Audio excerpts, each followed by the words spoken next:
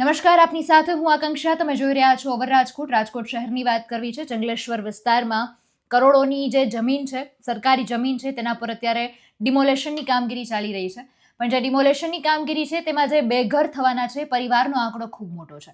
15,000ની સંખ્યામાં લોકો છે બેઘર થઈ જવાના છે. એ લોકો જે વાત કરી રહ્યા છે કે છેલ્લી 4 પેઢીથી તે લોકો ત્યાં રહી રહ્યા છે. કલેક્ટર દ્વારા તેમને આખરી નોટિસ આપી દેવામાં આવી છે અને એ સાથે જ વધારાનો સમયની માંગણી કરવામાં આવી તો વધારાનો સમય આપી દેવાની પણ તેમને ના પાડી દેવામાં આવી છે. અને એની જ સાથે કોંગ્રેસ છે, અત્યારે કોંગ્રેસ આખો પક્ષ છે તેમની સાથે ઊભું છે અને તેમના તરફથી બોલી રહ્યું છે કે કોઈ પણ વિકાસની વાત કરીએ, ડેવલપમેન્ટની વાત કરીએ તો કોઈ પણ નવી વસ્તુ બનાવવા માટે આપણે ગરીબોના ઘર ના છીનવી શકીએ અને કોઈ વૈકલ્પિક વ્યવસ્થા પણ કરવી જોઈએ. આવાસની માંગણી પણ કરવામાં આવી છે, પણ તેની સામે અત્યારે જે આખરી નોટિસ આપી દેવામાં આવી છે અત્યારે ટોક ઓફ ધ ટાઉન બન્યું છે. ખૂબ મોટી સંખ્યામાં ડિમોલેશન ચાલી રહ્યું છે. તેના લોકોની આપણે વ્યથા સાંભળીએ તો એક વસ્તુ આપણે સમજી શકીએ કે અચાનક જ 4 પેઢીથી જે લોકો ત્યાં રહી રહ્યા છે અને અચાનક જ એમની છત છીનવાઈ રહી છે, એટલે એ દુઃખ છે ને આપણે શબ્દોમાં ન વર્ણવી શકીએ. પણ જમીન પણ સરકારી છે, 400 કરોડની જમીન છે અને તેના પરની આ ડિમોલેશનની કામગીરી ચાલી રહી છે. એટલે ઘણા બધા અલગ અલગ જવાબો સામે આવી રહ્યા છે, ઘણા બધા અલગ અલગ વિચારો સામે આવી રહ્યા છે. પણ સૌથી પહેલા નજર કરીએ કે એ વિસ્તારમાંથી કેવા દ્રશ્યો સામે આવ્યા છે, લોકો શું કહી રહ્યા છે આ વિષયને લઈને. મારું નામ ઇબ્રાહીમભાઈ સોરા છે. ઇબ્રાહીમભાઈ, જે રીતના નોટિસ આપવામાં આવી તેને લઈને હવે સ્થાનિકો તમે હાઈકોર્ટની અંદર ગયા છો, શું સુનાવણી થઈ? ત્યાં સુનાવણી એવી થઈ કે ભાઈ તમે આ 3 દિવસનો સ્ટે આપેલો છે કે ભાઈ 3 દિવસ સુધી તમારે કોઈ પણ વસ્તુ અહીંયા વિસ્તારમાં કે પાણી કે ના કોઈ નળ નહીં કાપવાનો, કોઈ લાઇટ નહીં કાપવાની અને 3 દિવસો પછી એટલે સુનાવણી થશે. કઈ તારીખે સુનાવણી ફરીવાર થશે? 2/26ના રોજ સુનાવણી થશે ગુજરાત નામદાર હાઈકોર્ટમાં.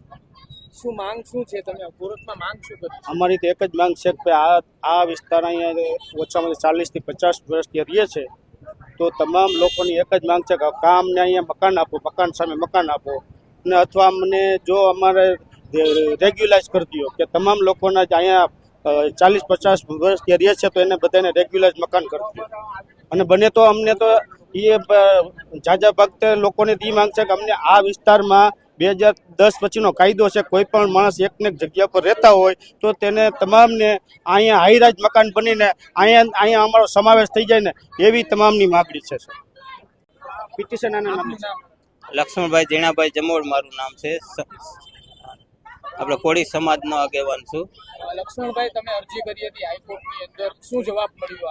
આજે હાઈકોર્ટમાં તો અત્યારે તો કીધું છે ભાઈ કે 3 દિવસ સુધી મામલતદારને કહી દીધું તમે એ એરિયામાં જતા નહીં અને એ લોકોનો વકીલ હાજર રિયલ નથી, એટલે સોમવારે પાછી હિયરિંગ થવાનું છે. એટલે તે દિવસે પાછા આવશે અને અમને ચોક્કસ અમે માનીએ છીએ કે અમને સ્ટે મળી જશે 2 થી 3 મહિનાની. શું કેટલા લોકોને નોટિસ આપવામાં આવી છે ને કેવી હાલત છે?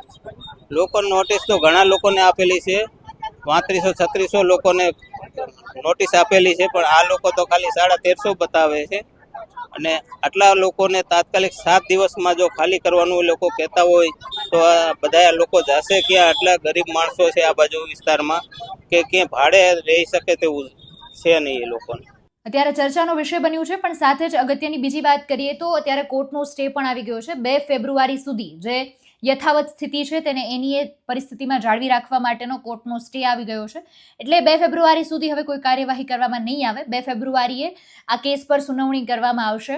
કલેક્ટર કચેરીના દ્રશ્યોની આપણે વાત કરીએ તો બહાર મોટી સંખ્યામાં લોકો એકઠા થયા છે, પરિવાર રડી રહ્યા છે, માંગણી કરી રહ્યા છે કે આ વસ્તુ ના કરવામાં આવે.